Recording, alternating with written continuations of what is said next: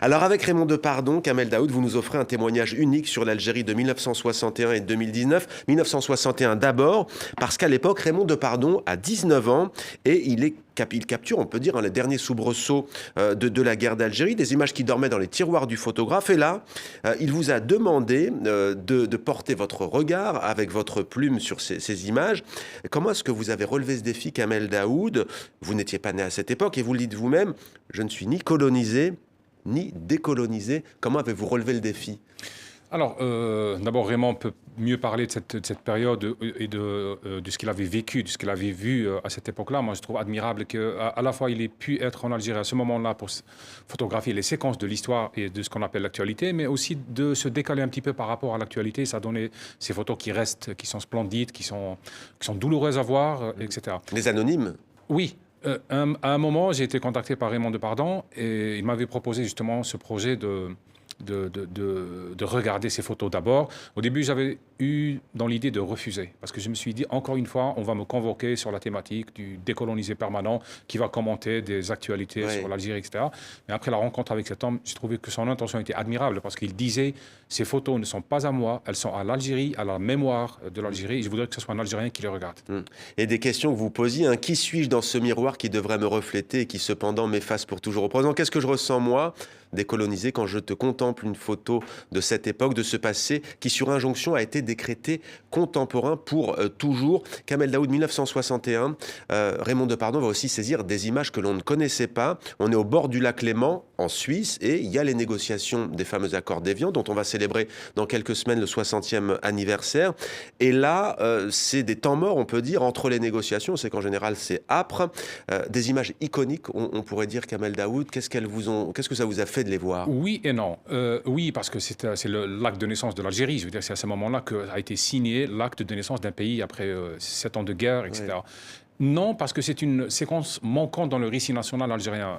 L'Algérie a un récit qui m'a été, du moins tel qu'il m'a été transmis, c'est un récit très où l'iconographie, elle est guerrière. C'est-à-dire, en photographie, on a les photos, l'image de l'homme en armes, pas de l'homme en costume en train de négocier quelque chose. C'est une histoire avec une iconographie très, très, très stricte. La deuxième raison est que la plupart des négociateurs d'Évian ont été soit tués, soit exilés, soit se sont retirés totalement de la vie politique. Donc, c'est vraiment une sorte d'équipe qui a été effacée, qui a été gommée. Donc d'abord, il y a la beauté, les costumes, justement, comme vous dites, ce qu'on a peut-être parfois perdu en Algérie, c'est ce que vous dites, et puis aussi justement le fait qu'après coup, ceux-là ont disparu de l'histoire. Et surtout Karim Belkacem, qui est quand même le signataire de l'acte de naissance de l'Algérie, qui sera tué par les siens en 1973, je pense, en Allemagne. Donc on a à la fois la tragédie, on a un moment d'exaltation, on a un moment de mythique, mais en même temps tragique. Donc c'est assez fascinant. Alors il y a une incursion dans le passé, donc il y a aussi un retour dans le présent. Vous avez accueilli Raymond Depardon pour de nouvelles déambulations à Alger et puis chez vous à Oran, extrait du film que l'on peut voir dans cette exposition. Et je me rappelle, durant notre visite dans les quartiers oranais, où j'ai entendu cette phrase où les gens vous posaient la question, toi et Claudine, est-ce que vous êtes des pieds noirs? Et ça m'avait fasciné. Oui, effectivement, souvent, comme moi, je suis d'origine de province avec Claudine, on dit bonjour plus qu'à Paris, que dans les grandes villes. Donc on disait bonjour. Et les gens nous disaient, ils ne disaient pas vous êtes des pieds noirs parce qu'ils n'osaient pas porter ce mot-là qui est quand même pas très bien vu. Ils disaient est-ce que vous êtes des nostalgiques? Et à Claudine, on répondait non. Et alors là, c'est là qu'ils enchaînaient formidable avec un beau sourire. Alors soyez les bienvenus. Oui. Et moi, cette scène-là, elle était, comment dire, elle était bouleversante. Parce que moi, je vous photographiais. Oui. D'une certaine manière, j'étais en train de regarder comment ce lien se tissait. Parce que c'est un lien malaisé. C'est un lien difficile. C'est un lien qui se rompt, qui essaie de se reconstruire. On n'y arrive pas. On n'arrive pas à sortir de ce rapport violent, de ce rapport de guerre. Donc, et voir, j'ai vu aussi des gens vous sourire quand vous prenez des photos, ce qui est très rare. On ne sourit pas à un Français qui prend des photos, pour des raisons d'histoire. Là, Kamel Daoud, on sent que vous ne ressortez pas indemne de cette expérience avec Raymond Depardon à Oran.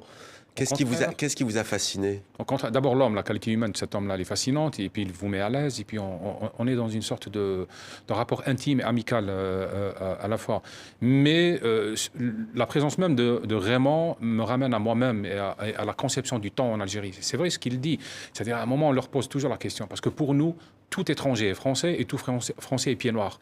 Oui. Ce qui fait qu'on est toujours dans une sorte de temps coincé, de temps qui n'est pas mort, mais qui n'est pas vivant. C'est un temps immobile. On est un pays de la rétrospective permanente. C'est-à-dire on revient toujours vers le passé. Et donc à un certain moment, c'est quand même fascinant de voir qu'on rapporte tout à la colonisation, à la décolonisation, à ce moment finalement, entre 62 et aujourd'hui, il n'y a pas 60 ans. Il y a à peine 2 jours, ou 3 jours, ou un week-end. Donc, y compris chez les jeunes, la jeune génération, on est toujours dans ce rapport de permanence du passé. Vous allez bientôt aller à Oran, j'allais dire. Je ne pense pas qu'on va vous poser la question de la nostalgie, parce que vous êtes beaucoup plus jeune que Raymond Depardon. Vous êtes déjà allé en Algérie? Oui, une fois. Mais bon, après, effectivement, j'ai pas j'ai pas de lien direct avec cette histoire, mais on va, nous aussi, en tant que Français, jouer là-bas à Oran, en Algérie. Donc, c'est ce qu'on disait hors plateau, j'essaye au maximum de rendre ces rencontres non pas comme un artiste étranger qui vient faire une tournée, présenter son projet et partir, mais apprendre aussi sur place et puis faire que quelque chose se passe entre deux populations. En osmose avec le public aussi. Un texte de Kamel Daoud, donc, de ce magnifique livre. La guerre commence, comme l'amour, palpation.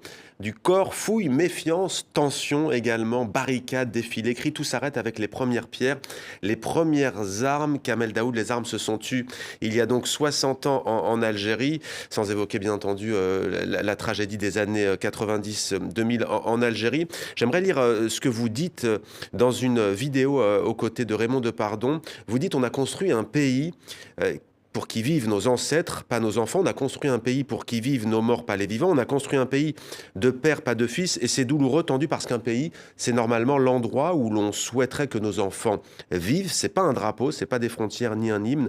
J'ai envie de vous dire, c'est ça le bilan des 60 ans d'indépendance de l'Algérie? Non, je ne veux pas être dans le négatif absolu. En Algérie, il y a des choses qui fonctionnent malgré ce qu'on peut dire. On est un peuple très exigeant, très radical envers nous-mêmes. On est dans le désenchantement permanent, mais aussi dans le procès permanent de l'autre en soi, de soi-même, de tout ce qui a été fait. Je ne sais pas si ça vient du fait qu'on a attendu d'avoir un pays pendant 1000 ans et qui fait que lorsqu'on a ce pays-là, il ne nous suffit pas. Il ne suffit pas à nos exigences. Mais il est vrai que pour moi, la définition d'un pays, c'est là où on voudrait que ses propres enfants vivent.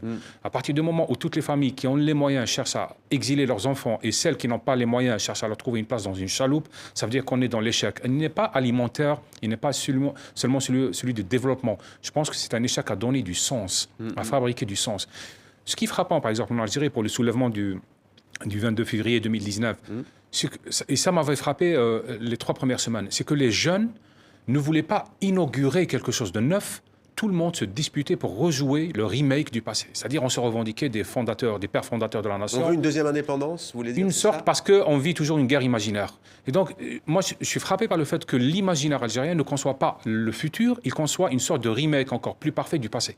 Donc, on parle toujours de la France, on parle toujours de décolonisation, on parle toujours de l'ennemi éternel. On est toujours dans quelle aurait pu être l'alternative plutôt que de convoquer ce passé constamment de la part de cette jeunesse? C'eût été quoi le bon... Ceux qui ont créé le FLN n'ont pas fait référence au passé. Ils ont inauguré un avenir. Ils ont imaginé un avenir. Je pense que ce qui tue une révolution, un soulèvement, c'est le manque d'imagination plutôt que le manque de référence. Trop de passé tue l'avenir et on le sait tous.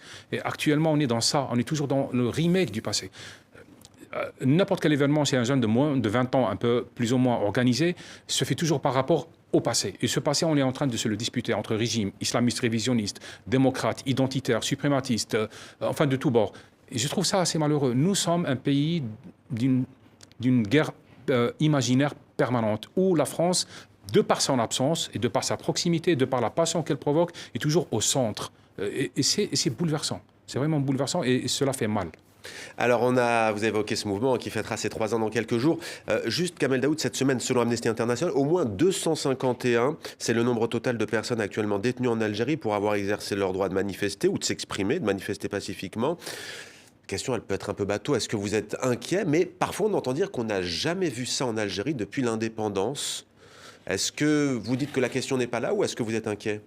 Non, je suis inquiet pour le pays, bien entendu, parce que j'y vis, mes enfants sont là-bas, les gens que j'aime sont là-bas, donc je suis tout à fait inquiet. La politique actuellement en Algérie, du moins de mon point de vue humble, qui n'est pas celui de tout le monde, c'est le mien propre, la politique rend triste. Parce qu'on se sent piégé entre un régime qui n'arrive pas à concevoir une solution, qui n'arrive pas à se réformer, mais en face, on a une opposition qui n'arrive pas à imaginer une alternative, qui est toujours dans une sorte de confrontation, de dégagisme, de confrontation qui peuvent plaire, qui peuvent être médiatiquement très, très porteurs, qui peuvent faire la pluie et le beau temps des réseaux sociaux, mais qui ne peuvent pas convaincre les pères et les mères de famille. Donc on est dans ça. Vous me parlez des gens qui sont en prison. Bien sûr que je suis contre le fait qu'on emprisonne quelqu'un pour ses opinions, ça c'est un principe absolu. Bien sûr. Mais je vais vous dire quelque chose qui va vous surprendre. Cette information est fausse, cette information est vraie. C'est-à-dire que pour moi, Algérien, comme beaucoup de gens, on est au milieu où à la fois on sait que le régime est capable de ça, mais on sait aussi que les gens qui se présentent comme étant les leaders et le leadership de l'opposition sont capables de mentir aussi. C'est-à-dire qu'il y a une absence de confiance totale dans les deux parties. Je n'arrive pas à croire et je n'arrive pas à ne pas croire. Et c'est ce qui fait que la majorité des Algériens sont immobilisés. Parce que autant le régime que ceux qui s'opposent à ce régime ne sont plus crédibles. On n'arrive pas à les croire et on a l'impression que ce sont toutes proportions gardées, les deux revers, les deux facettes d'une même médaille. C'est ça ce qui fait peur, c'est que le régime n'a pas de projet et l'opposition n'a pas de projet.